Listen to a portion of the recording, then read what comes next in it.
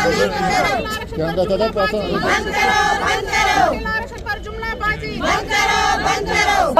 महिला कांग्रेस ने प्रोटेस्ट किया था जो 33% रिजर्वेशन के बारे में भाजपा सरकार ने लोगों में झूठ फैलाया है। आपने भी देखा होगा, बिल्कुल सच भी नहीं था। आपको मैं बताऊं, जो उन्होंने बिल्कुल एक स्पेशल सेशन बुलाया था 3 दिनों का, वो बुलाने की जरूरत ही नहीं, क्योंकि महिला आरक्षण बिल 2023 में जो पास हो चुका था। और बदकिस्मती की बात है, वो जब पास हुई थी सबके बिल्कुल समझने से पास हुई थी, लेकिन अभी तक इम्प्लीमेंट नहीं हुई थी। तो उन्होंने क्या किया, जो उसको नोटिफाई परसों 16 को उन्होंने शाम के 9:55 में नोटिफाई किया, लेकिन ये भी इनकी एक साजिश थी।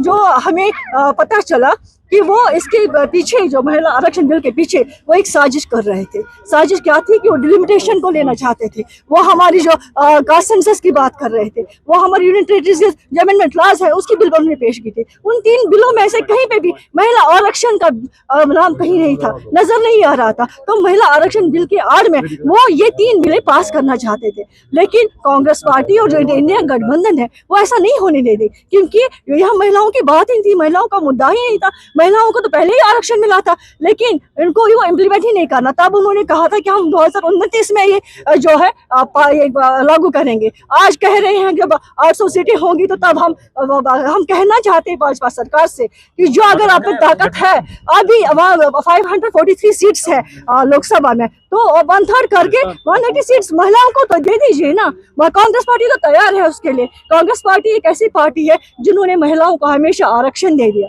हमारे आजानी राजीव गांधी जी ने, आपको पता होगा, उन्होंने ही महिलाओं को पहचान दी। उन्होंने 73-74 अमेंडमेंट बिल पास करके महिलाओं को आरक्षण दे दिया, वो चाहे पंचायत के लिहाज से हो, चाहे वो हमारी लोकल बॉडीज के लिहाज से। आज हमारी महिलाएं कम से कम 15 लाख के करीब जो है इलेक्टेड है, वो चुन के आई है। तो हम चाहते हैं कि हमारी ऐसी लोकसभा में भी, हमारे विधानसभा में जितने असेंबलीज है उसमें महिलाएं अगर वो इम्प्लीमेंट करना चाहते थे तो 2024 में तो इलेक्शन थे। आपको नहीं पता है कि उन्होंने जैसा हाल असम का किया है, हमारे जम्मू कश्मीर में का किया है। आपने देखा होगा हमारे जम्मू कश्मीर में डिलिमिटेशन हुआ, तो हमारे यहाँ पे जम्मू कश्मीर और असम में देखेंगे कहीं जगहों पे लगभग 80 लाख ये वोटर्स है, कहीं पे 10 लाख है, कहीं पे 25 लाख है एक असेंबली में, और कहीं असेंबली ऐसे जो 5 असेंबली पे मुश्तमिल है, कहीं 15 असेंबली मुश्तमिल है। तो उन्हें जो काट छाट करके हमारे तबाही की जम्मू कश्मीर की, वैसे तबाही वो साउथ में उनको कुछ रोल ही नहीं है। साउथ में उनको सत्ता चाहिए, क्योंकि भाजपा हमेशा अपनी सत्ता चाहते हैं,